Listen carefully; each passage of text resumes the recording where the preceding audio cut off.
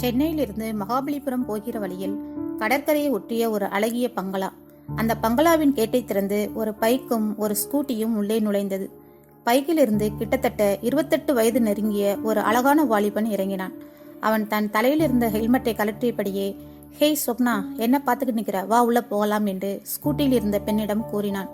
சொப்னா என்ற அந்த அழகான பெண்ணும் தன் தலையில் இருந்த ஹெல்மெட்டை கழட்டியபடியே, "போகலாம் ஆதி" என்றாள். வெயிலில் இருந்து காப்பதற்காக அவள் கைகளில் லாங் கிளவுஸ் மாட்டியிருந்தாள். இருவரும் மெதுவாக பங்களாவின் கதவை திறந்து உள்ளே சென்றனர். ஆனால் ஆச்சரியம், அங்கு ஏற்கனவே 2 ஆண்கள் இருந்தனர். அவர்கள் இருவரும் ஆதியின் நண்பன் கௌதம் மற்றும் கௌதமின் மாமா சுந்தரம் என்கிற சுந்தரமூர்த்தி. ஆதி ஒரு பணக்கார வீட்டு பையன். எந்த பெண்ணையும் பார்த்தவுடன் அட்ராக்ட் பண்ணும் ஆண் அழகன். ஜிம்முக்கு போய் எக்ஸசைஸ் பண்ணி தன்னை மெயின்டைன் பண்ணி கொண்டிருந்தான்.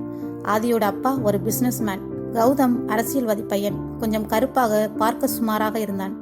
கௌதமின் தாய்மாமன் சுந்தரம் 40 வயதில் தொப்பையும் தொந்தியுமாக இருந்தான். இங்கே நடக்கும் அத்தனை சம்பவங்களுக்கும் அவனே காரணகர்த்தா. சொப்னாவை பார்த்ததும் சுந்தரத்தின் கண்கள் பிரகாசமாகி சொல்லிவிட ஆரம்பித்தான். உள்ளே நுழைந்த ஆதி மெயின் கதவை தாள் போட்டான். இவர்கள் 3 பேரையும் ஆச்சரியமாக பார்த்த சொப்னா, "ஹே ஆதி, 2 பேரும் தனியா இருக்கலாம், அப்படிதானே இங்கே பிளான் பண்ணி வந்தோம். இவங்க யாரு?" என்று கேட்டாள்.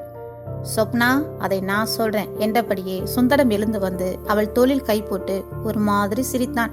சொப்னாவிற்கு சூழ்நிலை ஓரளவு புரிந்தது. ஆனால் சொப்னா பயப்படவோ தடுமாறவோ இல்லை. அவள் சிரித்து கொண்டே, "யூ ஆர் சோ கியூட்" என்று சுந்தரத்தின் கன்னங்களை தடவி கண்ணடித்தாள். சுந்தரம் அப்படியே சொக்கித்தான் போனான். சுந்தரத்தின் கைகள் சொப்னாவின் உடம்பின் மேல் ஊர்ந்தது. அவனின் கைகளை தன் கைகளால் தடுத்தவள், "hi handsome, today my birthday, வாங்க செலிப்ரேட் பண்ணலாம்" என்று கிறக்கமாக கொஞ்சிக்கொண்டே கூறினாள். சொக்கி போன சுந்தரமும் அவள் பின்னால் போனார். சொப்னா தன் கையோடு கொண்டு வந்த பர்த்டே கேக், ஐஸ் பாக்ஸில் இருந்து 4 பீர் பாட்டிலையும் வெளியில் எடுத்தாள். ஆதி ஆச்சரியமாக, "கரெக்டா 4 வாங்கியிருக்க, எப்படி?" என்றான். "உனக்கும் எனக்கும் ஆளுக்கு 2 வாங்கினேன். இப்ப இவங்களுக்கும் யூஸ் ஆகுது, தட்ஸ் ஆல்." 4 பாட்டிலையும் அங்கு இருந்த டேபிள் மேல் வைத்துவிட்டு தன் கைப்பையில் இருந்த சில்லி சிக்கனையும் வெளியே எடுத்தாள். அதை பார்த்து ஆச்சரியப்பட்ட அந்த மூவரும், "என்ன சொப்னா, ரொம்ப ப்ரிப்பேரிங்கா வந்திருக்க?" என்று கேட்டார்கள். அழகாக சிரித்த சொப்னாவோ, "நான் ஆதியை இன்னைக்கு ரொம்ப இம்ப்ரெஸ் பண்ணணும்னு நினைச்சேன்" என்றான். உடனே முகம் வாடிப்போன சுந்தரமோ, "இனி நீ அவனை இம்ப்ரெஸ் பண்ண வேண்டாம், என்னை இம்ப்ரெஸ் பண்ண போதும்" என்று கூறினார். சொப்னாவும் ஒரு ரொமான்டிக் லுக் விட்டாள். கௌதமும் ஆதியும் ஒருவரை ஒருவர் பார்த்து சிரித்து கொண்டனர். மூவரும் ஹாப்பி பர்த்டே பாடல் பாட சொப்னா கேக்கை வெட்டி 3 பேருக்கும் ஊட்டினாள். 4 பேரும் சியர்ஸ் பண்ணியபடியே சில்லி சிக்கனை சாப்பிட்டு கொண்டே பீரை குடித்தார்கள். சொப்னா உடனே ஆதியை பார்த்து, "எனக்கு ரொம்ப அர்ஜென்ட், பாத்ரூம் எங்கே இருக்குன்னு கேட்டாள். ஆதி கையை காட்டி, "இந்த சைட்ல இருக்கு, போயிட்டு வா" என்றான். அவள் பாத்ரூம் சென்றவுடன் சுந்தரம் ஆதி பக்கம் திரும்பினார். "ஆதி, என்னடா இந்த சொப்னா நம்மளை விட வேகமா இருக்கா?" "அதுதான் அங்கிள், எனக்கும் ஆச்சரியமா இருக்கு" என்று ஆதியும் கூறினான். உடனே சுந்தரம், "என்னமோ தெரியல ஆதி, எனக்கு அந்த சொப்னா ரொம்ப பிடிச்சிருக்கு" என்றார். உடனே கௌதம், "அது உங்க மூஞ்ச பார்த்தாலே தெரியுது அங்கிள், என்ஜாய் பண்ணுங்க" என்று கூறி சிரித்தான். 3 பேரும் ஜாலியாக கசம்சாவென்று பேசிக் கொண்டிருந்தனர். 15 நிமிடங்கள் கடந்திருக்கும். கௌதம், "ஆதி, எனக்கு தலை சுத்துற மாதிரி இருக்குடா" என்றான். உடனே ஆதியும், "எனக்கும் தாண்டா அப்படி இருக்கு" என்றான்.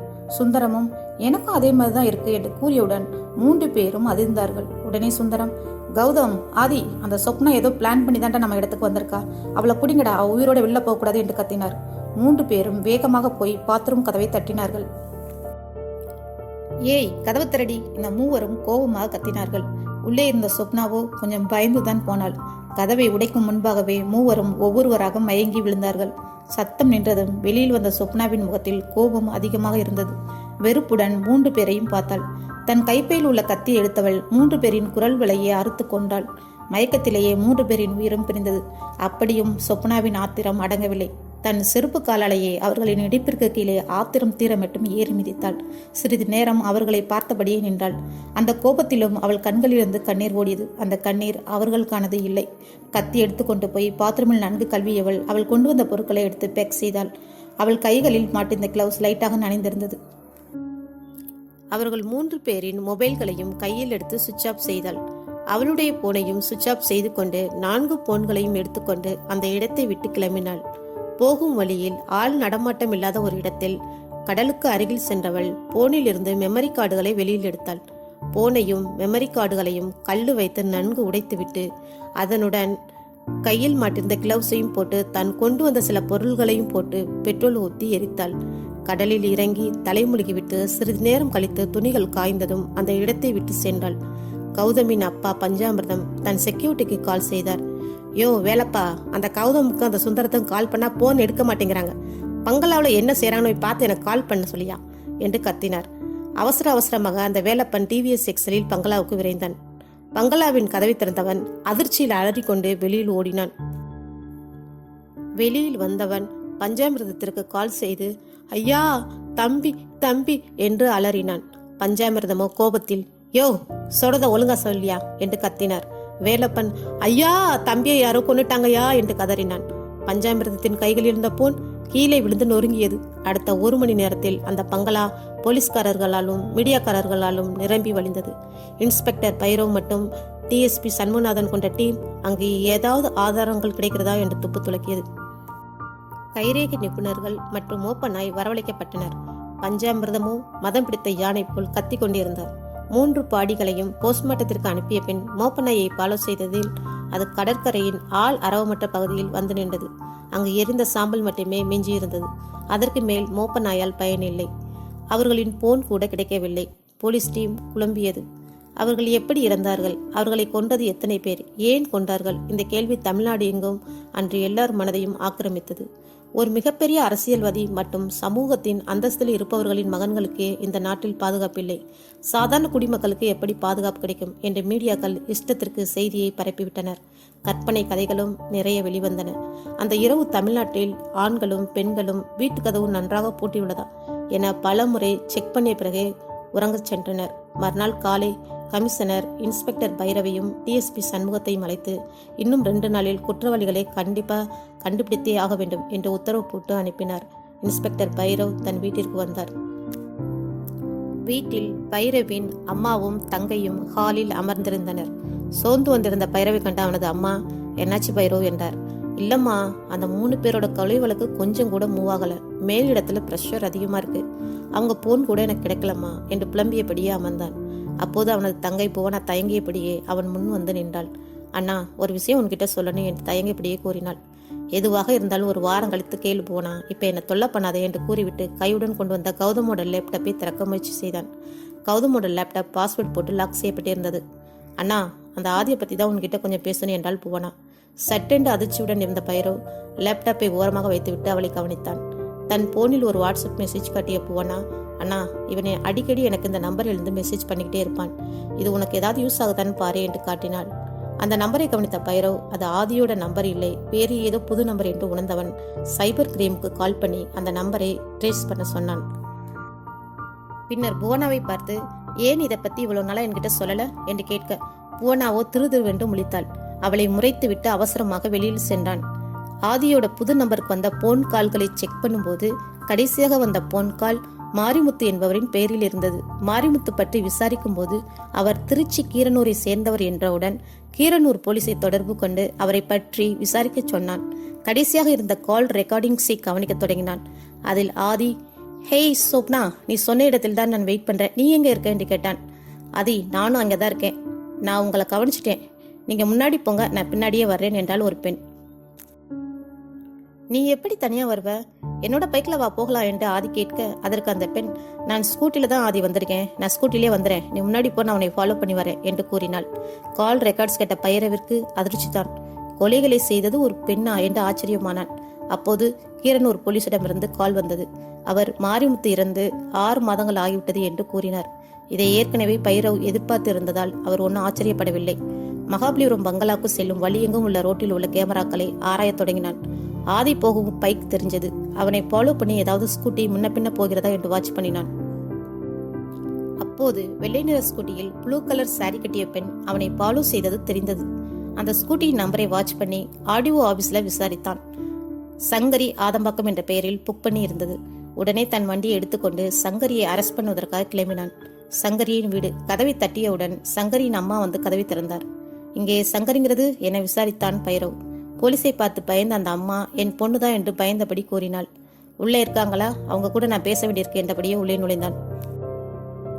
அப்போது கிச்சனில் இருந்து எட்டி பார்த்த சங்கரி போலீஸை பார்த்ததும் பயத்துடனே அருகில் வந்தாள். அவளை பார்த்த பைரவ் அவளிடம் ஒரு போட்டோ காட்டினார். இது நீங்க தானே என்று கேட்டான். போட்டோவை பார்த்தால் சங்கரி. அதில் ஒரு பெண் ஹெல்மெட் மாட்டி ப்ளூ கலர் சாரியில் ஸ்கூட்டி மேல் உட்கார்ந்து இருப்பது போல் இருந்தது. இது நான் இல்லை என்று பயத்துடனே உளறினாள். உடனே பைரோ, இது உங்க ஸ்கூட்டி தானே, நேற்று உங்க ஸ்கூட்டியில் நீங்க எங்க போயிருந்தீங்க என்று கோபத்துடன் கேட்டான். உடனே சங்கரி சட்டென்று நினைவு வந்தவளாக, நேற்று என் ஃப்ரெண்டு அனாமிகா தான் என்னோட ஸ்கூட்டியை வாங்கிட்டு போனா. ஆமா, இது அவதான் என்று கூறினாள். உடனே பைரோ, இப்ப அவங்க எங்கே என்று கேட்டான். அவன் நேற்று நைட்டு மதுரை போயிட்டா என்று சங்கரி கூறியவுடன் வாட் என்று அதிர்ந்தான் பைரோ. உடனே சங்கரி, அவள் மதுரையில் உள்ள டிஎஸ்கே ஹாஸ்பிட்டலில் நர்ஸாக வேலை செய்கிறாள். சென்னையில் ஒரு முக்கியமான வேலை என்று சொல்லி 1 மாதம் தங்கியிருந்தான். நேற்று வேலை முடிஞ்சிருச்சு, அதனால மதுரை நேற்றே கிளம்பிட்டா என்று கூறினாள். உடனே நக்கலாக சிரித்த பைரோ, அவள் இங்கே என்ன வேலை செய்தாள் என்று உனக்கு தெரியுமா என்று கேட்டான். அதற்கு சங்கரியோ, இல்ல சார், நான் அதை பத்தி கேட்டுக்கல என்று சொன்னாள். நேற்று 3 பேர் மர்டர் பத்தி கேள்விப்பட்டிருப்ப. அந்த மர்டர் பண்ணது யார் தெரியுமா? உன் ஃப்ரெண்ட் அனாமிகா தான் என்று அவள் முகத்தை ஆழமாக பார்த்தபடி கூறினாள். அவள் அதிர்ச்சியில் பேச முடியாமல் அப்படியே உறைந்து போய் நின்றாள். உடனே பைரோ, நான் இப்ப அவளை தேடித்தான் போக போறேன். அதற்குள் கால் பண்ணி ஏதாவது இன்ஃபர்மேஷன் கொடுத்த அடுத்து உன்னைத்தான் அரெஸ்ட் பண்ண வேண்டியிருக்கும் என்று மிரட்டி விட்டு அங்கிருந்து சென்றான். அனாமிகாவை அரெஸ்ட் பண்ணுவதற்கான அரெஸ்ட் வாரண்ட் வாங்கி கொண்டு சில ஃபார்மாலிட்டிஸ் முடித்துக் கொண்டு அன்று இரவே 2 கான்ஸ்டபிள் மற்றும் ஒரு லேடி போலீஸோடு போலீஸ் வண்டியில் மதுரைக்கு கிளம்பினாள். மறுநாள் காலை 8 மணி டிஎஸ்கே ஹாஸ்பிட்டல். ரிசப்ஷனுக்குள் நுழைந்த போலீஸ் டீம் அங்கு உள்ள ரிசப்ஷனிஸ்டிடம் ஹாஸ்பிட்டல் மேனேஜர் பற்றி விசாரித்து அவர் அறைக்கு சென்றனர். அங்கு பைரவ் நடந்ததை சொல்லி விசாரணைக்காக அனாமிகாவை பார்க்க வந்ததாக கூறினார். உடனே மேனேஜர் தன்னுடைய இன்டர்காமில் அனாமிகாவை வர சொல்லுமாறு ரிசப்ஷனிஸ்டுக்கு சொல்லிவிட்டு வைத்தார். சிறிது நேரத்தில் மேனேஜர் ரூமிற்கு வந்த அனாமிகாவை, இவங்க தான் மிஸ் அனாமிகா, மிஸ்டர் பைரவ் என்று பைரவிற்கு அறிமுகப்படுத்தினார்.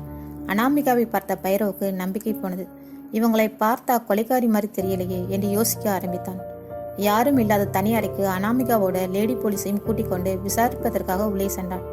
அனாமிகாவிடம் ஒரு போட்டோவை காட்டி, இது நீங்க தானே என்று கேட்டான். அனாமிகாவும் ஆமாம் என்றாள். உங்களுக்கு SSV நகைக்கடை உன்னோட பையன் ஆதியை தெரியுமா என்று கேட்டான். தெரியும் என்றாள் அனாமிகா. அப்ப ஆதியோட மர்டர் பத்தியும் கண்டிப்பா உங்களுக்கு தெரியும் நினைக்கிறேன் மிஸ் அனாமிகா என்று கேட்டான். நல்லா தெரியும், அந்த மர்டர் பண்ணதே நான் தான் என்றாள் அனாமிகா. அவள் சொன்ன பதிலை கேட்டு பைரவ் மட்டுமல்ல, லேடி போலீஸும் கூட அதிர்ச்சியில் ஒருவரை ஒருவர் பார்த்து கொண்டனர். அப்ப கௌதம், சுந்தரம் அவங்கள கொன்னது என்று இழுத்தான் பைரவ். 3 பேரையும் நான் தான் கொலை செய்தேன் என்று கூறியபடியே தலை குனிந்து நின்றாள் அனாமிகா. அவளை இன்னும் அதிர்ச்சியுடன் கூர்மையாக பார்த்தான் பைரவ். அவளிடம் பயமோ பதற்றமோ எதுவுமே இல்லை. மிஸ் அனாமிகா, உங்களை நாங்கள் அரெஸ்ட் பண்றோம், போகலாமா என்று கேட்டுவிட்டு லேடி போலீஸிடம் கண்ணை காட்டினான். அவளும் அனாமிகா கையை பற்றி கூட்டிக் கொண்டு வந்தார். பைரோ ஹாஸ்பிட்டல் மேனேஜ்மெண்ட்டுக்கு இன்ஃபர்மேஷன் கொடுத்துவிட்டு அனாமிகாவை போலீஸ் வேனில் ஏற்றினான். ஹாஸ்பிட்டல் உள்ளவர்களின் பார்வையில் கொஞ்சம் சங்கடம் ஏற்பட்டாலும் அதை அனாமிகா பெரிதுபடுத்தவில்லை. வேன் மதுரையை விட்டு சென்னை நோக்கி கிளம்பியது. சிறிது நேரத்தில் வேனில் இருந்தவர்கள் தன்னை மறந்து தூங்கத் தொடங்கினர். டிரைவர் சீட்டின் அருகில் இருந்த பைரோ பின்னால் திரும்பி அனாமிகாவை பார்த்தான். அனாமிகாவும் தன்னை மறந்து தூங்கிக் கொண்டே இருந்தாள். அவள் முகத்தையே கண் இமைக்காமல் பார்த்தான் பைரவ். என்ன ஒரு அழகான முகம், திருத்திய புருவங்கள் கீழே அடர்த்தியான இமைகளை கொண்ட அழகான கண்கள், பிடித்துவிடப்பட்ட கூர்மையான நாசி, அதற்கு கீழ் ரோஜா இதழ்களை ஒட்ட வைத்தது போல் சிவந்த உதடு. இயற்கையா சிவந்ததா இல்ல லிப்ஸ்டிக் போட்டிருப்பாளா என்று ஒரு எண்ணம் பைரவிற்கு தோன்றியது. சட்டென்று சுயநினை வந்தவனாய் தலையை திருப்பிக் கொண்டான். இப்போ உனக்கு இந்த ஆராய்ச்சி ரொம்ப அவசியமா பைரோ என்று தன்னைத்தானே முறைத்து கொண்டு முன்னாடி பார்க்க ஆரம்பித்தான். இருந்தாலும் அனாமிகாவின் அந்த துணிச்சலான பதில் அவனை ஏதோ செய்தது. அவளை பற்றி யோசித்து கொண்டே வந்தான் பைரோ. இவள் ஏன் 3 பேரையும் திட்டமிட்டு கொலை செய்ய வேண்டும்? அப்படி என்னதான் செய்தார்கள் அவர்கள் இவளுக்கு என்று யோசித்து கொண்டே வந்தான். விசாரணையின் போது அனாமிகா அவர்கள் 3 பேரும் தன்னிடம் தப்பாக நடக்க முயன்றதால் தன்னை காப்பாற்றுவதற்காக 3 பேரையும் கொலை செய்ததாக கூறினாள். ஆனால் இவ்வழக்கு கோர்ட்டில் நடக்கும்போது அரசு தரப்பு வக்கீல் இந்த கொலைகள் தன்னோட பாதுகாப்பிற்காக அனாமிகா செய்யவில்லை என்றும் திட்டமிட்டு கொலை செய்வதற்காகத்தான் அந்த இடத்திற்கே அனாமிகா சென்றிருக்கிறார் எனவும் உறுதியாக ஆதாரங்களை வைத்து கூறினார். வக்கீலின் வாதங்களை கேட்ட நீதிபதி இந்த கொலை வழக்கின் ஆவணங்களை வைத்து பார்க்கும்போது அனாமிகா குற்றம் செய்திருக்கிறார் என்று தெளிவாக புரிவதால் அனாமிகாவை 15 நாட்கள் காவலில் வைத்து அவரை மேலும் விசாரிக்குமாறு காவல்துறைக்கு நீதிமன்றம் ஆணையிடுகிறது. மேலும் அனாமிகா விருப்பப்பட்டால் அவர் தனக்காக ஒரு வக்கீல் வைத்தும் வாதாடலாம். இப்போதைக்கு இந்த கோர்ட் கலைகிறது என்று நீதிபதி அவர்கள் இவ்வழக்கை 15 நாள் தள்ளி வைத்தார். அனாமிகா பெண்கள் மத்திய சிறையில் அடைக்கப்பட்டாள். அன்று பத்திரிகைகளிலும் மீடியாக்களிலும் அனாமிகா பேசும் பொருளாகிவிட்டாள். அனாமிகா பற்றி பல்வேறு தவறான செய்திகள் வெளிவந்தன. ஆண்களே உசார் என்று பல்வேறு காமெடியான வீடியோக்கள் கூட வெளிவந்தன. அனாமிகாவிற்கு கண்டிப்பாக தூக்கு தண்டனை தான் கிடைக்கும் என்று பல்வேறு தரப்பிலும் உறுதியாக கூறப்பட்டது.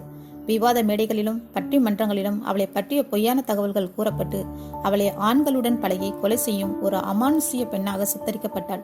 பெண்கள் மத்திய சிறை. தலைமைச் செயல் வார்டன் ஜோதிலட்சுமிக்கு ஒரு போன் கால் வந்தது. போனை அட்டென்ட் செய்த ஜோதிலட்சுமி ஹலோ என்றாள். போனுக்கு அந்த பக்கம் நான் பஞ்சாமிர்தம் பேசுறேன் என்று ஒரு குரல் கேட்டது. அதனை கேட்ட ஜோதிலட்சுமி, பஞ்சாமிர்தமா? அப்படி யாரும் எனக்கு தெரியாது, ராங் நம்பர் என்று போனை கட் பண்ணவும் திரும்பவும் அதே நம்பரிலிருந்து கால் வந்தது. கோபத்துடன் போன் காலை அட்டென்ட் செய்தார் ஜோதிலட்சுமி. உடனே போனில் அந்த பக்கம், நான் எம்எல்ஏ பஞ்சாமிர்தம் பேசுறேன் என்று கனத்த குரலில் கோபத்துடன் கூறினார் எம்எல்ஏ பஞ்சாமிர்தம். உடனே ஜோதிலட்சுமி திடுக்கிட்டவளாய் சார் என்று பதறிப்போய் பேச ஆரம்பித்தாள். உடனே பஞ்சாமிர்தம், ஜோதிலட்சுமி நான் சொல்றத பொறுமையா கேளு. உன்னோட கண்ட்ரோல்ல தானே இருக்கா அந்த அனாமிகா. அவ இனிமே ஒரு நிமிஷம் கூட நிம்மதியா இருக்கக்கூடாது. ஒவ்வொரு நொடியும் நரக வேதனையை அனுபவிக்கணும். எந்த பிரச்சனை வந்தாலும் நான் பாத்துக்கிறேன். அவ இனிமே உயிரோடு இருக்கக்கூடாது. 3 தலைமுறைக்கு உட்கார்ந்து சாப்பிட்ற மாதிரி சொத்து உன் பேர்ல நான் எழுதி வைக்கிறேன். அதை கேட்ட ஜோதிலட்சுமி, சார் நீங்க கவலையை விடுங்க சார், அவளை நான் பாத்துக்கிறேன் என்று பள்ளி இழுத்தபடியே கூறினாள். பஞ்சாமிர்தம் போனை கட் செய்ததும் வன்மத்துடன் தன் லட்டியை எடுத்துக்கொண்டு அனாமிகா இருக்கும் அறை நோக்கி சென்றாள் ஜோதிலட்சுமி. இன்ஸ்பெக்டர் பைரோ வீடு. பைரோவுக்கு ஏதோ ஒன்று தவறாக இருப்பது போலவே தோண்டியது. தெரிந்த ஹேக்கரை வர சொல்லி கௌதம் லேப்டாப்பில் உள்ள பாஸ்வேர்டை ஓபன் பண்ண செய்தான். லேப்டாப்பில் ஒவ்வொரு பைலாக ஓபன் பண்ணி கொண்டு வந்தவன் ஒரு பைலில் உள்ள வீடியோக்களை பார்த்ததும் ஷாக்காகி போனான். அவன் கைகள் அவனை அறியாமல் நடுங்க தொடங்கியது. கண்கள் கலங்கியது. அவன் அப்படி அந்த லேப்டாப்பில் எதை பார்த்தான்? அனாமிகா ஏன் திட்டம் போட்டு அந்த 3 பேரையும் கொலை செய்ய வேண்டும்?